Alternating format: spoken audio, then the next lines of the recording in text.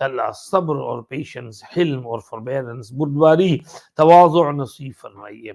झूठ से बचाइए, सच बोलने की तौफीक अता फरमाइए। तकब्बुर से बचाइए, तवाज़ु की तौफीक अता फरमाइए। हसद से बचाइए, ईसार नसीब फरमाइए। या अल्लाह अच्छे अखलाक अता फरमाइए, बुरे अखलाक से हिफाजत फरमाइए। हमारी टूटी फूटी दुआएं सुन लीजिए। या अल्लाह जो हमारे हमारे साथ मोहब्बत करते हैं, खिलाते हैं, पिलाते हैं, हमारे अब्दुल कादिर भाई, यूनुस की अम्मी, अल्लाह इन सब को जज़ाए खैर अता फरमाइए। और या अल्लाह वीकेंड में हमारे रिट्रीट को भी कबूल फरमाइए। रिट्रीट में भी जिन्होंने जिस तरह खिदमत की, उन सबको उनकी खिदमतों का बेहतरीन बदला दुनिया में भी अता फरमाइए, आखिरत में भी नसीब फरमाइए। हमारी तफसीर रहीमी वेबसाइट को भी कबूल फरमाइए, इसके इफादे को आम फरमाइए। हज़रत अक़दस मौलाना बिलाल साहब दामन बरकातुहू मद्द फ़ियूज़ुहुम अल्लाहु मरातिबहुम के उलूम फ़यूज़ से पूरे आलम को मुस्तफ़ीज़ फरमाइए। अल्लाह आपके असफ़ार को भी आसान फरमाइए, कबूल फरमाइए। अल्लाह हमारी टूटी फूटी दुआएं सुन लीजिए। रब्बना तक़ब्बल मिन्ना इन्नका अंतस समीउल अलीम व तुब अलैना इन्नका अंतत तव्वाबुर रहीम। सल्लल्लाहु व सल्लिम अला सय्यिदिना मुहम्मद व आलिहि व सहबिहि अजमईन बिरहमतिका या अरहमर राहिमीन। Inshallah, our next spiritual retreat, ladies, program will be on the first Sunday in September, which is the 3rd of September, inshallah. I try best not to give that Sunday to anyone. बहुत मांगते हैं programme, लेकिन मैं कहता हूँ हमारा ladies का programme है तो I am not going anywhere. उस दिन हमको ओल्डहम में प्रोग्राम बुलाया था, लेकिन मैंने कहा कि भाई दोपहर को तो हमारी यहाँ ये है, तो फिर ओल्डहम वालों ने शाम को कर दिया programme. So I will go there in the evening and afternoon I will be here इंशाल्लाह। So 3rd September is our next programme. Okay जी, अल्लाह हाफिज़, अस्सलाम वालेकुम व रहमतुल्लाहि व बरकातुहू।